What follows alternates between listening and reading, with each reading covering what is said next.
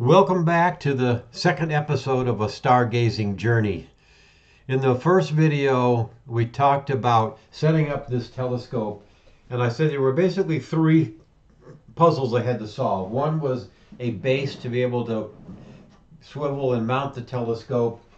The second was a finder to be able to tell where the thing is pointing, and I selected at least one eyepiece to be able to look through. So those were the main components. There were some other issues I had along the way I described in that video I won't go into here. In this episode, I'd like to talk about how I selected eyepieces. So basically this is a 1200 millimeter focal length reflecting telescope with an aperture of about 205 millimeters. The ratio of the two gives the equivalent of an f-stop of a camera of 5.9 as the focal ratio. The magnitude you get out of an eyepiece is not unique to the eyepiece. It's really a ratio of the focal length of the mirror in the telescope divided by the focal length of the eyepiece. And there's kind of a range of a minimum and a maximum. The maximum is relatively obvious.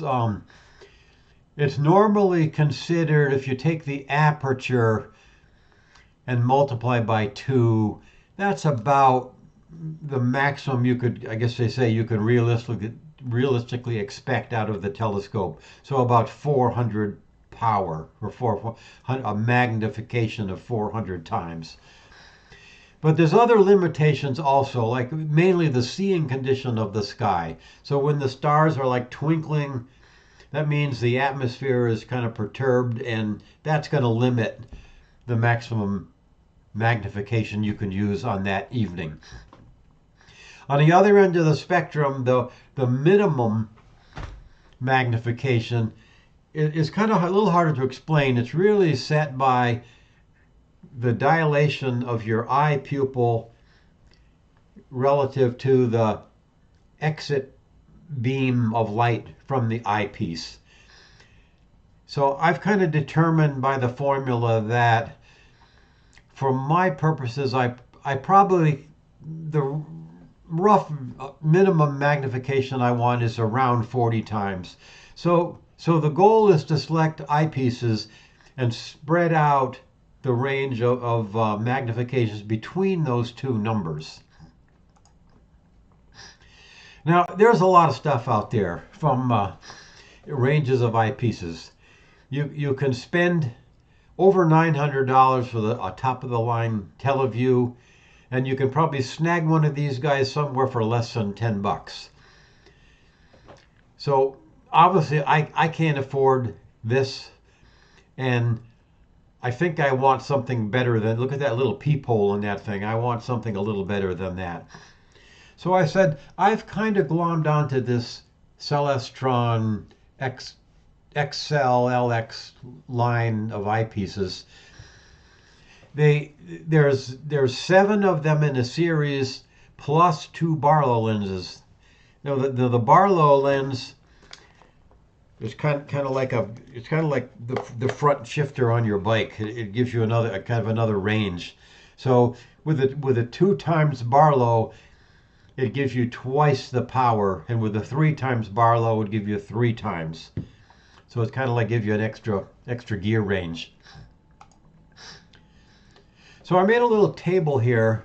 These are all the available focal lengths of these eyepieces in this Celestron LX X-Cel line. And so I made a calculation based on the number higher up in the spreadsheet that gave the focal length of the mirror of the telescope. So for example, with this 25 millimeter, basically the one here means without a Barlow lens. It would give me a magnification of 48. So here's the number 25. Just means that's this eyepiece, and it gives me about that magnification. Now I plotted this on a log scale, which is appropriate because every doubling of the power of magnification on a log scale will be plotted as an equal space. And that's kind of the way you perceive things. So it's easier to kind of select eyepieces on a graph on a log scale. So through this maze, these are all the combinations. So these are the 7 eyepieces and their magnification I would get in my telescope. The next line up is that same eyepiece with a 2x Barlow would put its magnification here. So the thing that's important is the x-axis of the scale is the magnification. So one way to solve this puzzle would be just to buy all of those without the Barlows, and that would give you a range between the 2 red lines, which are my minimum and maximum, but it would cost about $600. These are roughly $100 a piece, depending on where you get them, and the Barlow and some of the lenses are a little bit different in price. So that'd be one idea. Okay, another thing you could do is just buy like about every other one with bigger spaces in between. And I could maybe buy those 4 lenses would be about $400 instead of $600. Another option would be to buy the 25 and the 12 millimeter and 2 Barlow lenses. So the 2 power and the 3 power. And that would give me actually 6 combinations. One issue with that is like this combination here, the 25 millimeter with the 2x Barlow, basically is the same as having the 12 millimeter lens by itself. So that kind of doubles up. But that would be about $400. Another option would be to buy, for example, these 3 lenses and one 2x Barlow lens would give me all of these combinations. So what I ultimately selected was to buy 2 eyepieces, the 25 and a 9 millimeter. So I've got the 2, they're very similar geometry, and a 2 power Barlow. So the way you use this is to let me switch cameras here. So if I take the Barlow, take this little plastic thing off, and then this eyepiece sits in there, and then this whole thing goes into the telescope. It looks like kind of a big monstrosity, but it works quite well. So that's what I ultimately decided. That gives me a very nice spacing, and it gives me 4 distinct magnifications that don't overlap with each other at a relatively minimal cost of $300 for just 3 of the eyepieces.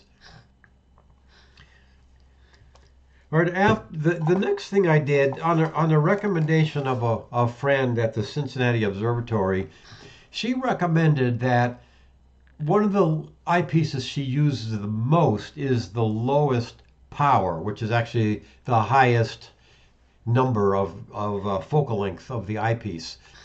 So I was able to get an Orion Q70. Let me show you this one here. This is a monster of an eyepiece, because in order to get that, I'm sorry, that should say it's a 70. I got my spreadsheet wrong. So it has a 70-degree apparent field of view in this thing. I mean, look at the glass in this thing. This is amazing. It's a lot of heft to it, and a nice rubber cup. So this thing gives amazing wide field of views for things like looking at the whole moon, or looking at Pleiades, which is actually a pretty large star cluster. Be able to see the whole thing at once. So that was the next thing I bought. So the Celestrons was about $300. This I was able to get for about $80.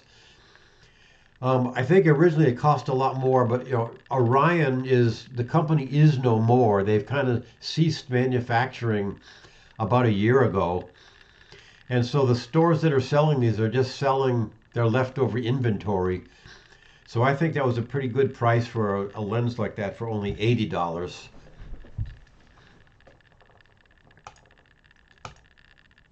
All right, next I want to tell you a sad story having to do with eyepieces.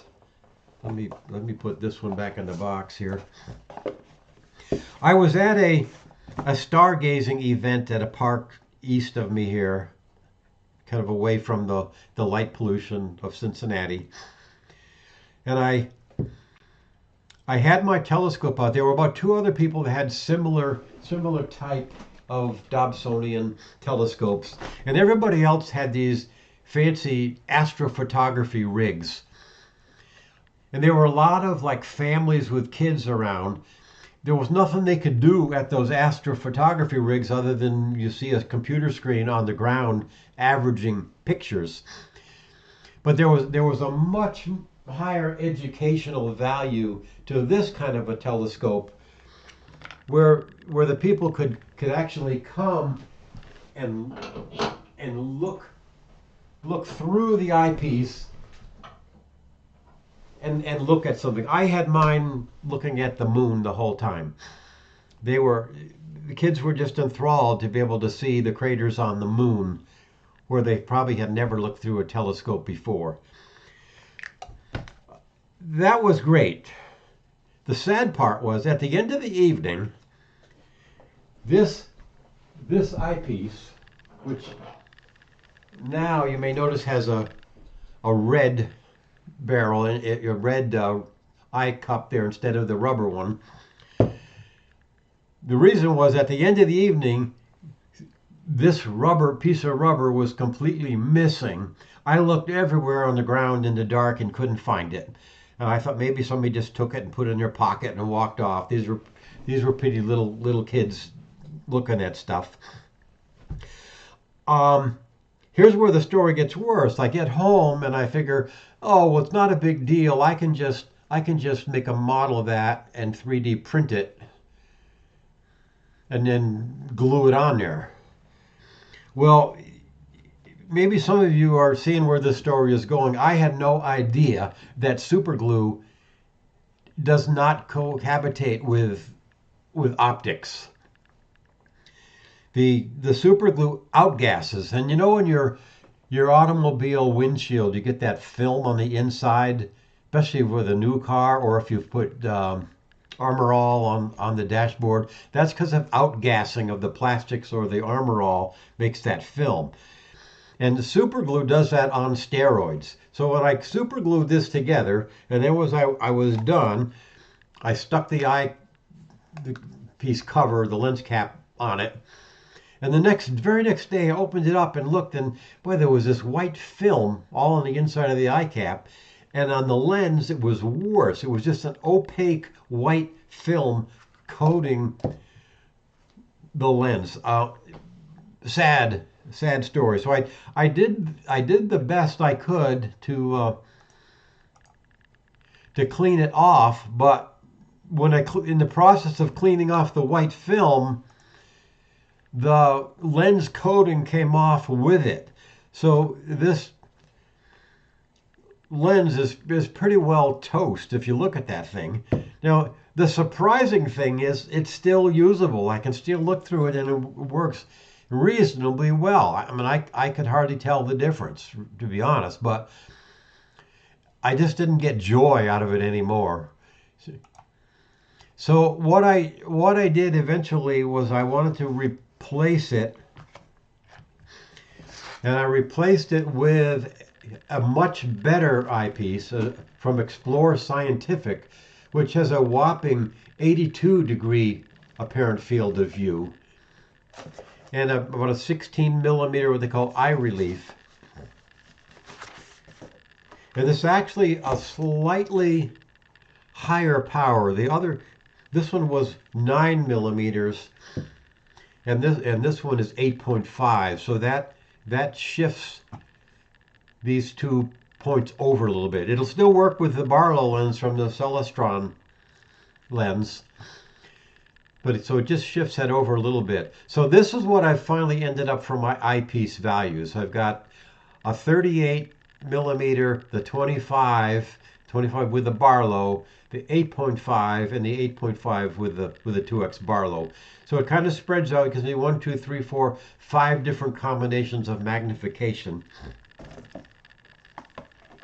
And I'm pretty happy with that. You know, if I was to be greedy, I might like sometime to buy a lens in the middle here to shorten up that gap.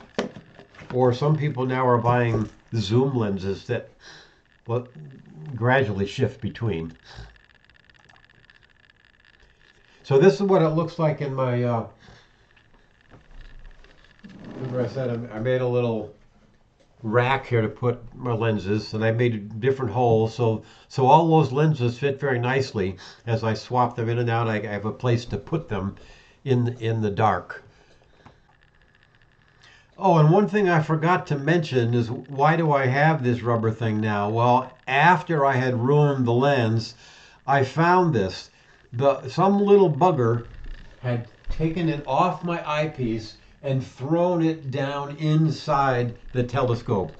I'm just darn lucky it wasn't a rock or something heavy that he threw inside, he or she, that would have damaged the mirror. It was later I was looking in there and I saw something on the edge. I wonder what it was, and lo and behold, there was the missing rubber eye cap. After I'd already ruined that eyepiece. Well, let me go back and show you now. Let's go back to the spreadsheet of cost. This was the cost on my spreadsheet as of the last video, where we bought, the stuff to make a mount, one eyepiece and a finder and a few miscellaneous things. I said we were about $305. So now, after I buy these other eyepieces, so I've added in this the 9 millimeter, which got destroyed, but I still paid for it. The 2x Barlow, then the Orion 38 millimeter lens, and then the real nice 8.5 millimeter Explorer Scientific. That one was kind of expensive. That was $180, and I agonized over that, but I bit the bullet and bought it, and I'm not unhappy I did.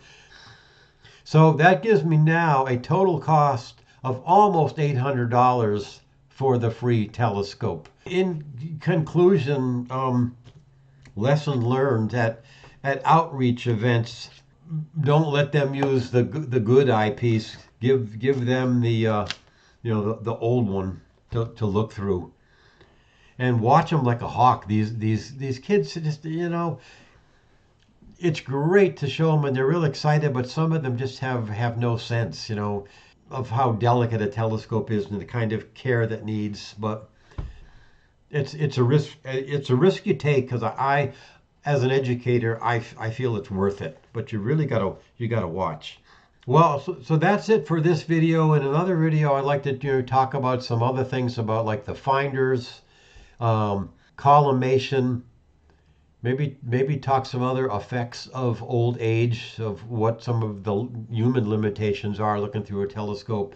Basically, I want to continue on this journey, and I'm using these videos just for my sake to document what I've learned. So anyway, stay curious, keep learning, keep looking up.